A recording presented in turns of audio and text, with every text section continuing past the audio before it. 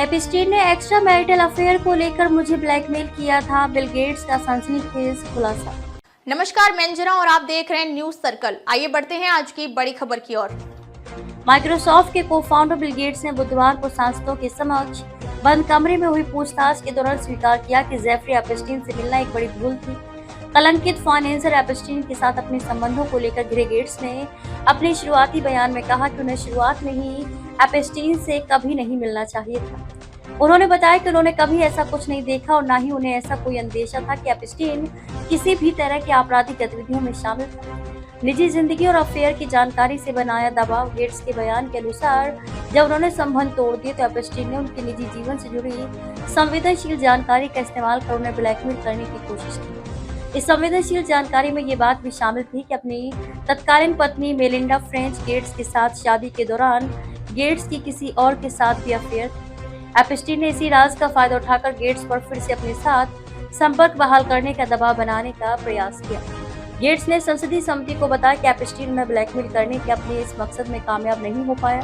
उन्होंने कहा कि वह अपने इस प्रयास में सफल नहीं हो सका, लेकिन ये इस बात को दर्शाता है कि उसने अपने छिपे हुए एजेंडे को आगे बढ़ाने के लिए मेरे साथ अपनी बातचीत और मुलाकातों का किस तरह से गलत फायदा उठाने की कोशिश की थी।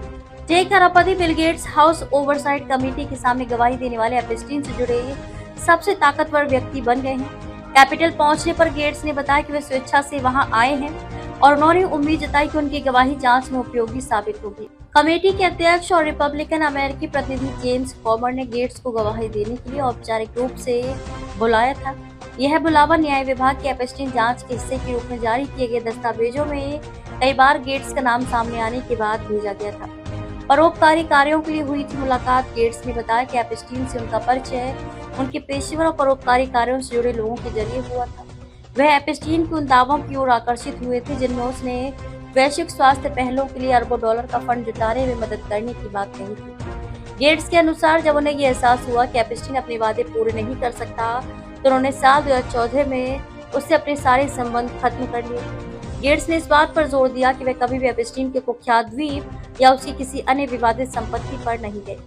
गेट्स ने कहा, मैंने कभी किसी को पीड़ित नहीं किया है। हालांकि एपिस्टीन ने व्यक्तिगत संबंध बनाने की कोशिश की होगी, लेकिन मेरी इसमें कभी कोई दिलचस्पी नहीं थी और मैंने कभी उसकी तरफ कदम नहीं बढ़ाया।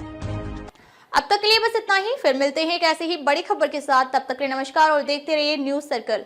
अगर आपको वीडियो पसंद आई हो तो लाइक करें व शेयर करें। ऐसे लेटेस्ट अपडेट पाने के लिए बेल आइकन प्रेस करना ना भूलें। अगर आप हमें फेसबुक या फिर इंस्टा के माध्यम से देख रहे हैं तो हमारे पेज को फॉलो जरूर करें। धन्यवाद।